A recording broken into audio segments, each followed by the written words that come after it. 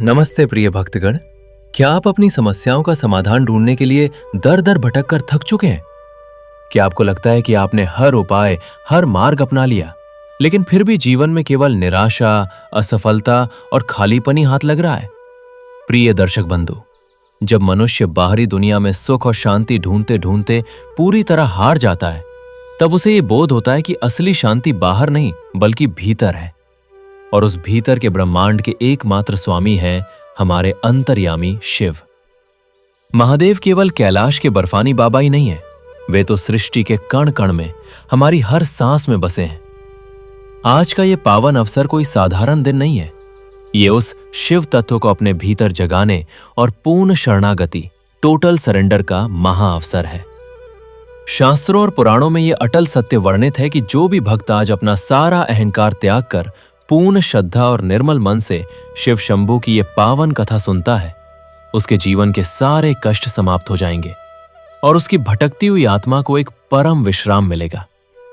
एक पल ठहरकर विचार कीजिए। हम भगवान को ना जाने कहां कहां खोजते हैं, लेकिन डमरू वाले तो केवल एक सच्चे आंसू और ओम नमः शिवाय के एक सच्चे उच्चारण मात्र से ही प्रकट हो जाते हैं। जब आप अपनी सारी चिंताएं, अपना सारा भविष्य और अपने सारे दर्द उस एक शिवलिंग पर जल के रूप में अर्पित कर देते हैं, तो महाकाल स्वयं आपकी जीवन नैया के खेवनहार बन जाते हैं। नाहम देहो नेन्द्रियाण नियंतरंगम, नाहंकारः प्राणवर्गो न बुद्धि, चिदानंद रूपः शिवोहम शिवोहम। मैं न शरीर हूं, न इंद्रिया, न अहंकार, मैं केवल चेतना और आनंद रूप शिव हूं। आज की ये कथा केवल सुनने मात्र की कोई कहानी नहीं है। ये आपके मन के भटकाव को रोककर आपको सीधे आपके आराध्य महादेव के हृदय से जोड़ने की एक अलौकिक महासाधना है। भक्तगण, भगवान शिव के इस अंतर्यामी स्वरूप की आराधना में आपके सच्चे भाव और एकाग्रता की आवश्यकता होती है। शास्त्रों का यह स्पष्ट मत है कि महादेव की इस ज्ञानमयी कथा को यदि जल्दबाजी में या बीच में अधूरा छोड़ दिया जाए, तो मनुष्य को न केवल इसका पूर्ण पुण्य फल प्राप्त नहीं होता, बल्कि उसका मन जीवन भर ऐसे ही भटकता रह जाता है। इसलिए आज ये अटल संकल्प लें कि दुनिया के सारे भटकाव को कुछ देर के लिए भूलकर इस अमृतमयी कथा को बिना किसी रुकावट के अंत तक पूरे ध्यान से सुनेंगे। हो सकता है कथा के किसी प्रसंग में छिपा महादेव का कोई एक संदेश आपके जीवन की दिशा को आज ही बदल दे। जो व्यक्ति अंतर्यामी शिव को अपने हृदय में बसाता है, दुनिया की कोई भी परिस्थिति उसे भटका नहीं सकती। और यदि आप भी डमरू वाले के सच्चे और अनन्य भक्त हैं, तो धर्म के इस प्रकाश को जन जन तक फैलाना आपका परम कर्तव्य है।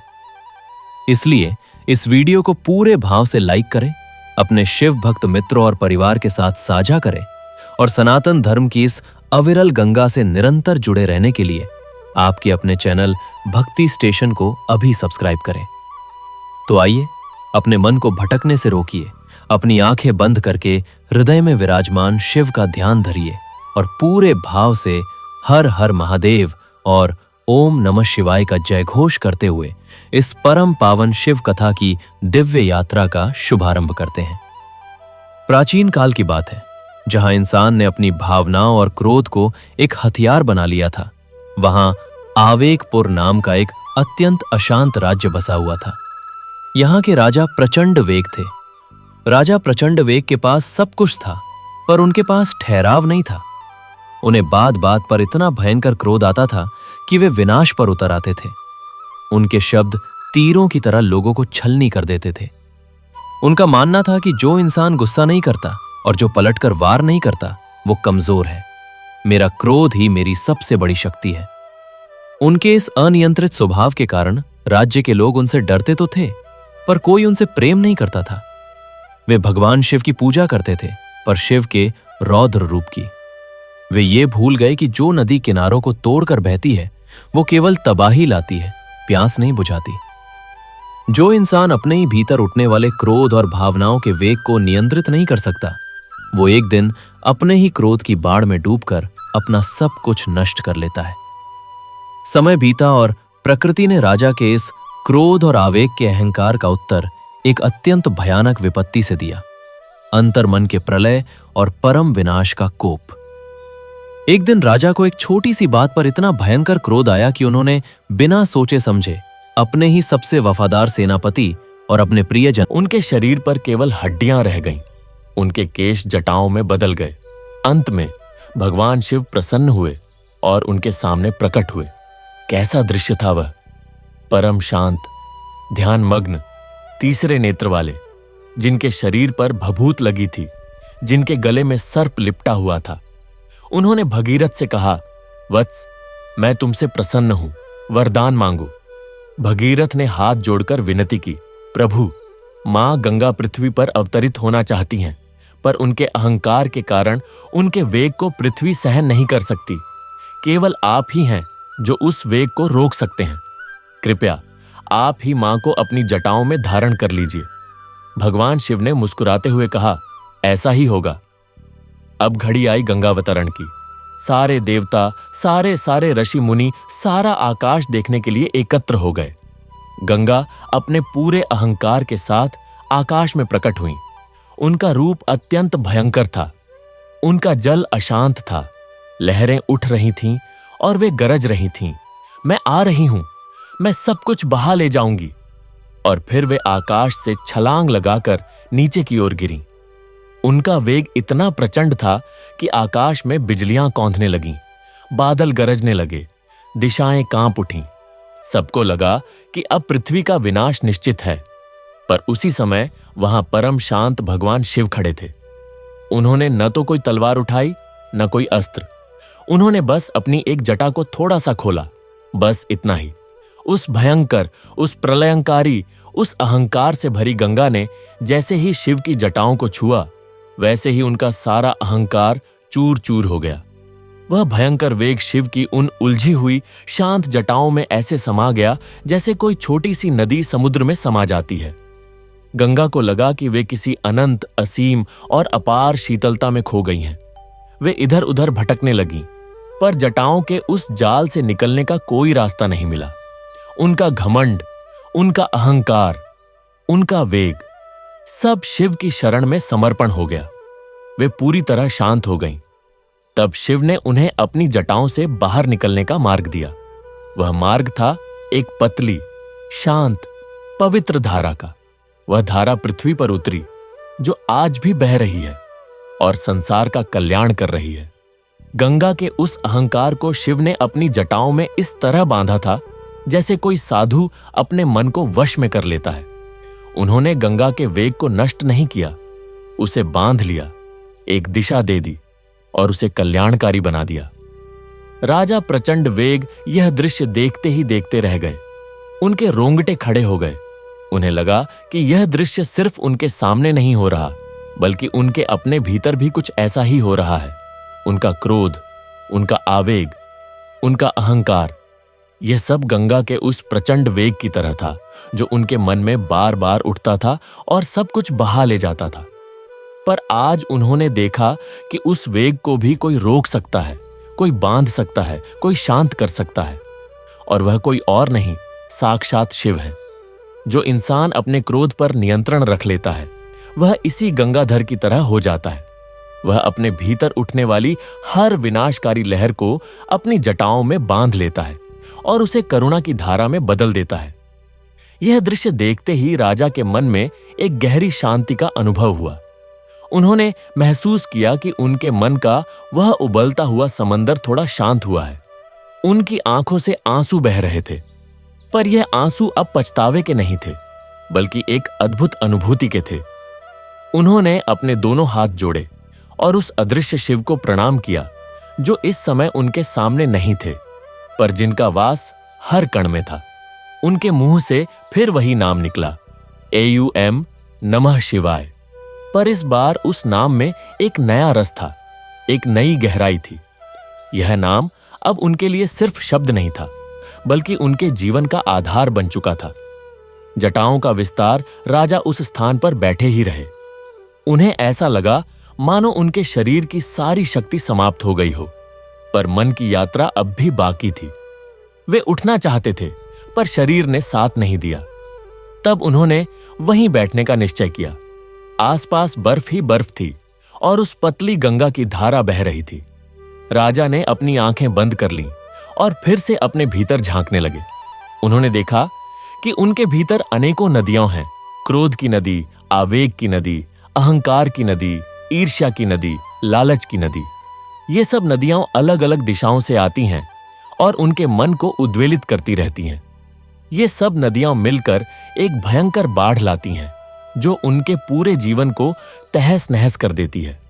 यह बाढ़ ही उनका विनाशकारी क्रोध था, उनका अनियंत्रित आवेग था। पर आज उन्होंने महसूस किया कि ये सब नदियां एक ही स्रोत से निकलती हैं। वह स्रोत है अहंकार, मैं की भावना। मैं सबसे बड़ा हूं, मेरा ही सही है, मैं ही सब कुछ हूं। यही अहंकार ही उनकी गंगा थी जो अपने प्रचंड वेग में सब कुछ बहा ले जाती थी। और उन्होंने यह भी महसूस किया कि इस अहंकार रूपी गंगा को केवल शिव की जटाएं ही रोक सकती हैं। वे जटाएं क्या हैं? वे जटाएं हैं ज्ञान, वैराग्य, धैर्य और परम शांति। जो इंसान ज्ञान की जटाओं को अपने भीतर विकसित कर लेता है, वह अपने अहंकार के वेग को रोक लेता है। वह उसे अपने भीतर ही समेट लेता है और उसे एक शीतल, कल्याणकारी धारा में बदल देता है। राजा ने अब ठान लिया कि वे अपने भीतर इन्हीं जटाओं को विकसित करेंगे। वे अपने क्रोध को, अपने आवेग को, अपने अहंकार को बांधेंगे। वे अपने भीतर शिव के उस गंगाधर स्वरूप को साकार करेंगे। उन्होंने फिर से AUM नमः शिवाय का जाप शुरू किया। इस बार उनके जाप की गति धीमी हो गई, पर उसकी गहराई बहुत बढ़ गई। उनके मन की अशांत लहरें धीरे धीरे शांत होने लगीं। उनके क्रोध की आग धीरे धीरे बुझने लगी। उनके आंसू सूख गए। उनके चेहरे पर एक अद्भुत तेज आ गया जो पहले कभी नहीं था। वे धीरे धीरे ध्यान में लीन हो गए। उन्हें नहीं पता था कि कितना समय बीत गया, कई दिन, कई रातें, पर उनके लिए तो समय का कोई अस्तित्व ही नहीं रह गया था। वे बस अपने भीतर के शिव से एकाकार हो रहे थे, अपने भीतर की गंगा को शांत कर रहे थे। परम शांति का साक्षात्कार ध्यान की उस गहरी अवस्था में राजा ने महसूस किया कि उनके भीतर एक अद्भुत शीतलता का संचार हो रहा है। उनके सीने की वह जलन जो वर्षों से उन्हें जला रही थी, पूरी तरह शांत हो गई। उनके मन के सारे तूफान थम गए। उन्हें ऐसा लगा मानो वे किसी गहरे, नीले, शांत सागर में तैर रहे हैं। उनके चारों ओर केवल शांति थी, केवल शीतलता थी। और तभी उसी गहन सन्नाटे में उन्होंने एक अद्भुत दृश्य देखा। उनके सामने उस बर्फीले शिखर पर प्रकाश का एक पुंज प्रकट हुआ। धीरे धीरे वह प्रकाश एक आकार में बदलने लगा। राजा ने देखा, साक्षात भगवान शिव उनके सामने प्रकट हो रहे हैं। कैसा अलौकिक सौंदर्य था उनका। उनका शरीर बर्फ की तरह गोरा था, पर उस पर भभूत की रमायां लगी थीं। उनके लंबे, उलझे हुए जटाएं सिर पर सुशोभित थे और उन जटाओं के बीच से एक पतली, निर्मल, शीतल जलधारा बह रही थी, पवित्र गंगा। उनके गले में नागों के हार थे जो शांत और स्थिर थे। उनके मस्तक पर अर्धचंद्र विराजमान था जो शीतलता की किरणें बिखेर रहा था। उनकी तीनों आंखें बंद थीं और उनके चेहरे पर एक अद्भुत, परम शांत मुस्कान थी। उनके एक हाथ में डमरू था, दूसरे हाथ में त्रिशूल। उनके चारों ओर गणों का समूह था और दूर दूर तक बर्फ पर बैठे ऋषि मुनि उनकी स्तुति कर रहे थे। उनका संपूर्ण रूप इतना शांत, इतना दिव्य, इतना आकर्षक था कि राजा प्रचंड वेग उन्हें देखते ही देखते रह गए। उन्होंने महसूस किया कि यही वह रूप है जिसकी उन्हें तलाश थी। यही वह गंगाधर है जो समस्त ब्रह्मांड की अशांति को अपनी जटाओं में समेटे हुए है। राजा तुरंत उठे और भगवान शिव के चरणों में गिर पड़े। उनकी आंखों से आनंद के आंसू बह रहे थे। वे कुछ बोल नहीं पा रहे थे। उनका पूरा शरीर रोमांचित हो उठा था। तब भगवान शिव ने अपनी करुणामयी दृष्टि उन पर डाली और उस परम शांत स्वर में बोले, उठो प्रचंड वेग, मैं जानता हूं तुमने बहुत कष्ट सहे हैं। तुम अपने मन की अशांति को, अपने क्रोध के वेग को, अपने अहंकार को लेकर मेरे पास आए हो। मैं तुम्हारे इस समर्पण से प्रसन्न हूं।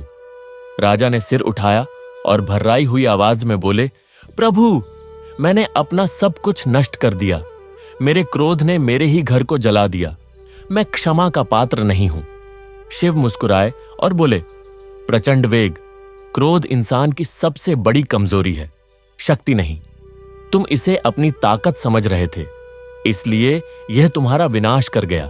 पर आज तुमने इस सत्य को पहचान लिया कि यह तुम्हारी कमजोरी थी। यही पहचान ही तुम्हारी सबसे बड़ी शक्ति है। देखो इस गंगा को, यह जब अहंकार से भरी थी तो प्रलय लाने वाली थी, पर जब यह मेरी शरण में आई तो यह जगत की रक्षक बन गई। तुम्हारा क्रोध भी ऐसा ही है। जब तक यह तुम्हारे अहंकार से भरा है, यह विनाश करेगा, पर जब तुम इसे मेरी ज्ञान की जटाओं में बांध दोगे तो यही क्रोध करुणा में बदल जाएगा। यही क्रोध तुम्हें अन्याय के विरुद्ध लड़ने की शक्ति देगा, पर वह शक्ति नियंत्रित होगी, दिशा में होगी। राजा ने विनीत भाव से पूछा, प्रभु, यह ज्ञान की जटाएं कैसे प्राप्त करूं? कैसे अपने इस भयंकर वेग को रोकूं? शिव ने कहा, बेटा, यह जटाएं कोई बाहर से नहीं मिलती, यह तुम्हारे भीतर ही हैं। जब तुम क्रोध के आवेश में बोलने से पहले एक पल रुक जाते हो, यह एक जटा है। जब तुम्हारा मन किसी को कोसने को करे पर तुम उसे आशीर्वाद दे देते हो, यह दूसरी जटा है। जब तुम अपने आप से बड़ा समझकर किसी की बात सुन लेते हो, यह तीसरी जटा है। जब तुम अपने अहंकार को त्याग कर दूसरों में प्रेम देखने लगते हो, यह चौथी जटा है। इसी तरह धैर्य, क्षमा, दया, करुणा, ज्ञान, ये सब मेरी जटाएं हैं। इन जटाओं को धारण कर लो और फिर देखो कैसे तुम्हारा क्रोध, तुम्हारा वह प्रचंड वेग तुम्हारी शक्ति बन जाता है, और वह भी कभी विनाश नहीं लाता। राजा ने आगे पूछा, प्रभु, मैंने अपनों को खो दिया, उस पीड़ा का क्या करूं? शिव की आंखों में करुणा उमड़ आई। उन्होंने कहा, प्रचंड वेग, तुम्हारी यह पीड़ा ही तुम्हारी पहली जटा है। इस पीड़ा ने ही तुम्हें मेरे पास खींच लाया।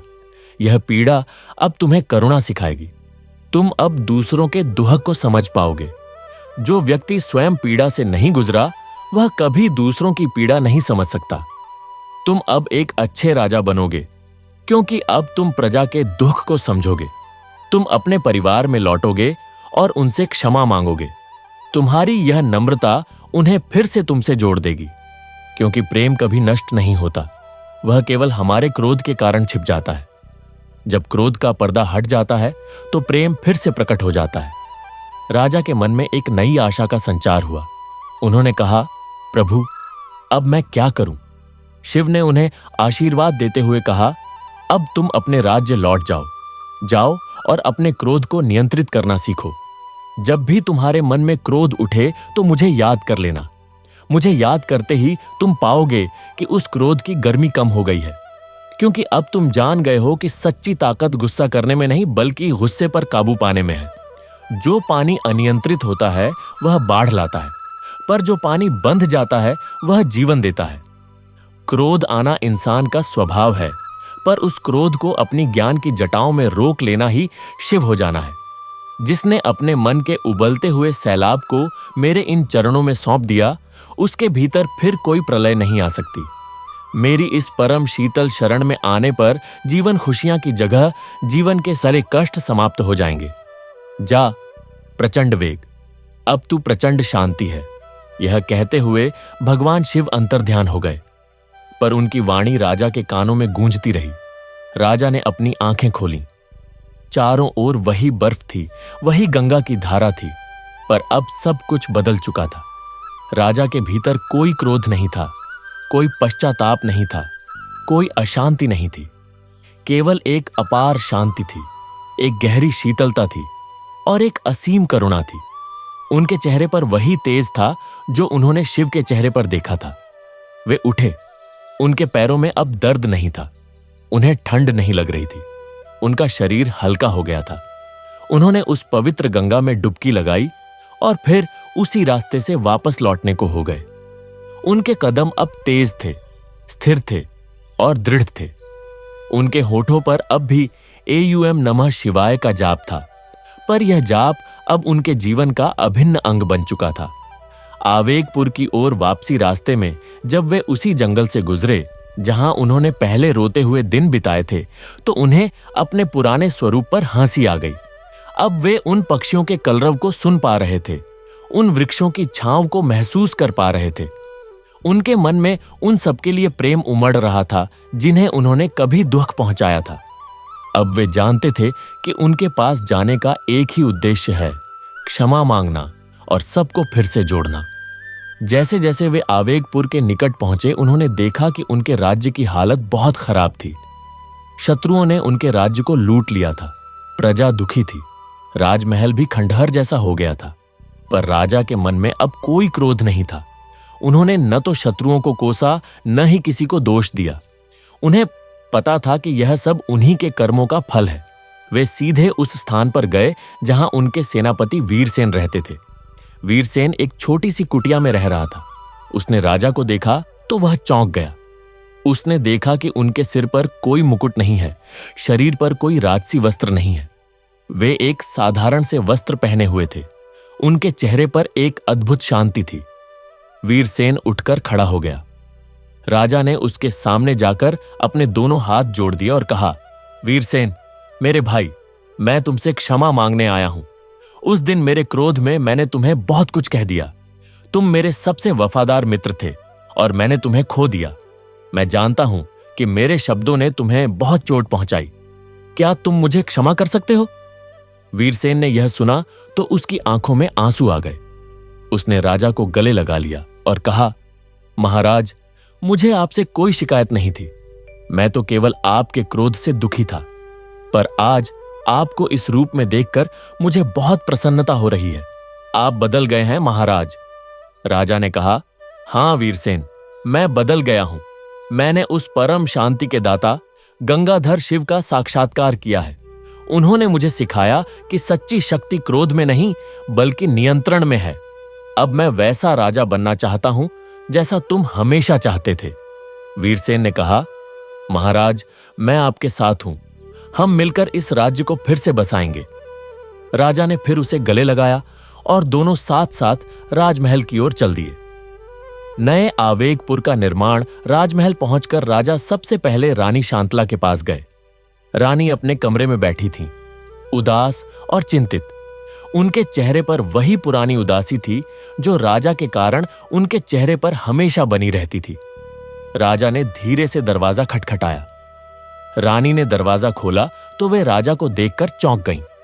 राजा ने उन्हें देखते ही उनके चरण छू लिए।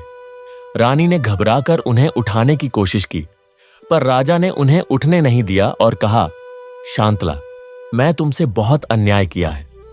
वर्षों तक मैंने तुम्हारी बात नहीं सुनी, तुम्हारे प्रेम को नहीं समझा, तुम्हें केवल अपने क्रोध का शिकार बनाया। मैं जानता हूं कि इन वर्षों में तुमने कितना कष्ट सहा है। क्या तुम मुझे क्षमा कर सकती हो? रानी के आंसू बहने लगे। उन्होंने राजा को उठाया और गले से लगा लिया। उन्होंने कहा, प्रभु, मैंने तो हमेशा आपसे प्रेम किया है। आपका यह रूप देखकर मुझे बहुत खुशी हो रही है। अब हम सब फिर से एक हो जाएंगे। इसके बाद राजा ने अपने बच्चों को बुलाया और उनसे भी क्षमा मांगी। बच्चों ने भी उन्हें माफ कर दिया। धीरे धीरे पूरे राजमहल में एक नई ऊर्जा का संचार होने लगा। अगले दिन राजा ने दरबार लगाया। सभी मंत्री और प्रजाजन उपस्थित थे। राजा ने उठकर सबसे कहा, मेरी प्रजा, मैंने अपने क्रोध और अहंकार से इस राज्य को बर्बाद कर दिया। मैंने तुम सबको बहुत कष्ट दिया है। आज मैं तुम सबसे क्षमा याचना करता हूं। मैं अब एक नए राजा की तरह शासन करूंगा। मेरा अब कोई क्रोध नहीं रहेगा। मैं तुम सबको साथ लेकर इस राज्य को फिर से बसाऊंगा। प्रजा ने उनकी बात सुनी तो उनकी आंखों में आंसू आ गए। उन्होंने जय जयकार करते हुए राजा का स्वागत किया। उस दिन से आवेगपुर में एक नए युग की शुरुआत हुई। राजा ने अपने राज्य का नाम बदलकर शांतिपुर रख दिया। उन्होंने हर जगह शांति, प्रेम और सद्भावना का संदेश फैलाया। उन्होंने अपने दरबार में एक नियम बनाया कि कोई भी निर्णय क्रोध में नहीं लिया जाएगा। हर बात को शांति से सुनकर उस पर विचार करके ही फैसला किया जाएगा।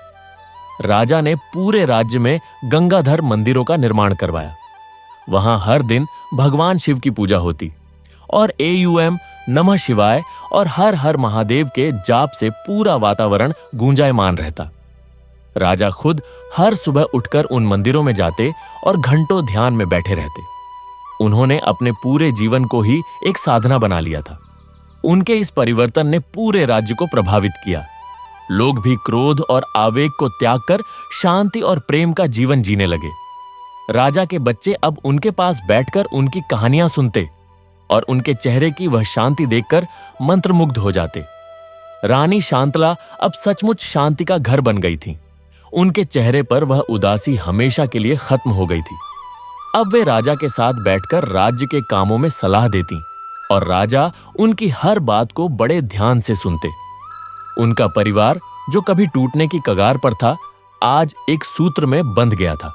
वीरसेन फिर से सेनापति बना, पर अब सेना का काम केवल युद्ध लड़ना नहीं था, बल्कि राज्य में शांति बनाए रखना और जरूरतमंदों की सहायता करना भी था। वीरसेन राजा का सबसे करीबी मित्र और सलाहकार बन गया। दोनों साथ साथ बैठकर राज्य की समस्याओं का समाधान ढूंढते। गंगाधर की कृपा का फैलाव एक दिन की बात है। राजा प्रचंड वेग, जो अब प्रचंड शांति के नाम से जाने जाते थे, गंगाधर मंदिर में ध्यान लगाए बैठे थे। अचानक उन्हें लगा कि उनके भीतर एक अद्भुत ऊर्जा का संचार हो रहा है। उन्होंने आंखें खोली तो देखा कि सामने फिर से वही दिव्य प्रकाश प्रकट हो रहा है। भगवान शिव फिर से उनके सामने आ खड़े हुए, इस बार और भी अधिक शांत और करुणामयी रूप में। शिव ने कहा, प्रचंड शांति, मैं तुमसे बहुत प्रसन्न हूं। तुमने न सिर्फ स्वयं को बदला, बल्कि अपने पूरे राज्य को बदल दिया। तुमने मेरे उपदेशों को आत्मसात कर लिया और अपने जीवन में उतार लिया। अब मैं तुम्हें एक वरदान देना चाहता हूं, मांगो जो चाहो। राजा ने हाथ जोड़कर कहा, प्रभु, आपने मुझे जो दिया है उससे बढ़कर और क्या हो सकता है। आपने मुझे शांति दी, ज्ञान दिया और मेरे परिवार को वापस दिया। मेरी एक ही प्रार्थना है कि यह शांति मेरे राज्य में, मेरी प्रजा में और संपूर्ण संसार में सदा बनी रहे। लोग क्रोध और आवेग के वश में आकर अपना जीवन नष्ट न करें। वे हमेशा आपके इस गंगाधर स्वरूप को याद रखें और अपने मन के वेग को अपनी ज्ञान की जटाओं में बांधना सीखें। शिव मुस्कुराए और बोले, तथास्तु, तुम्हारे इस राज्य में हमेशा शांति बनी रहेगी। और जो भी मनुष्य सच्चे मन से मेरे इस स्वरूप का स्मरण करेगा, जो भी मेरी गंगाधर लीला को समझेगा, उसके जीवन के सारे कष्ट समाप्त हो जाएंगे। उसका क्रोध शांत हो जाएगा, उसका आवेग थम जाएगा और उसे परम शांति की प्राप्ति होगी। यह कहते हुए भगवान शिव अंतर्ध्यान हो गए। उनके जाने के बाद भी मंदिर उस दिव्य ऊर्जा से भरा रहा। राजा ने उठकर सबको यह बात बताई। उस दिन से शांतिपुर की ख्याति चारों ओर फैल गई। दूर दूर से लोग जो अपने क्रोध और अशांति से परेशान थे, इस राज्य में आने लगे। वे राजा से मिलते, उनके अनुभव सुनते, गंगाधर मंदिर में ध्यान लगाते और शांति पाकर लौट जाते।